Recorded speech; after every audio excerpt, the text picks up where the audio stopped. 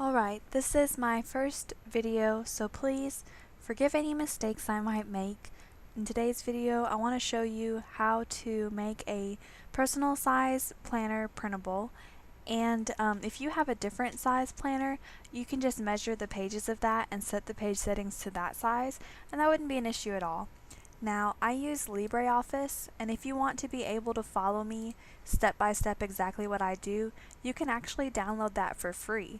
But all these settings are going to be available in Word. They might just be under a different menu.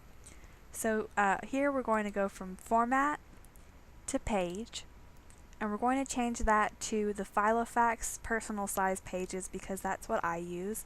And that's not a setting built into this program here. I'm actually just going to have to type it in. I know that they are 3.7 by 6.7. So now we've got the paper set to that size. For the margins, you have to keep in mind how close to the edge of the page your printer can print. And I know from trial and error that mine can go pretty close as 0.2. For the inside margin where I'm going to punch my holes, I want to leave a much larger space, and I actually will do 0.7. The widest washi I have is just about that size, so when I reinforce my holes with washi, I'm not going to cover up anything that I printed. If you were going to do the back of this page, you would want the wide margin to actually be on the right instead. And so hit apply here. Now you're going to see these crop marks. They're not going to print out whenever you print the page. They're just there for your reference, showing you where the edges of the margins are. Now you can type anything you want here in this middle section. I've got this on my clipboard already ready to go, and I'm going to show you how to turn that into a bullet list. Now you highlight what you want to make into bullets, and you can use these pictures that they've already got for these different options, but I really like hearts and I'm just a fan of pink, so I went down to more bullets, and under options I'm going to choose a graphic. I've got this heart that I want to use already saved on the computer, and you could choose anything that you can just Google or draw and upload to your computer. And now it's all distorted there. That's not going to work. It's 8 inches wide, and that's way too big for a bullet. I'm going to keep the ratio so it doesn't get skewed, and reduce the size down to, let's try 1/2 inch. Now these lines here show you about how big your text is, and that's a little too large for my taste.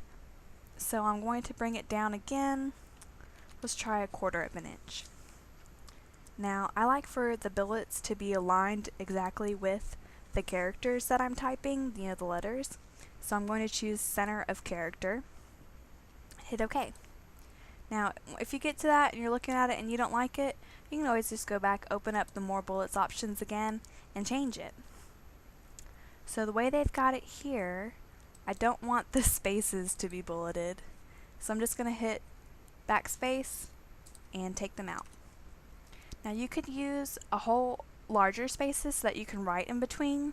If you wanted to, you could just make the bullets and not type anything, so that when you print it out, you can print out multiple copies and then write different lists. And I don't like this huge space in between. Now we've got different options on the paragraph right here. This spacing, I'm going to bring it down. That looks a lot better, just to my eyes. And you know, that's about it. That's the basic thing. If you hit enter, it's going to add more hearts, and you can adjust the spacing over here to give yourself more or less room to write. And that's about it.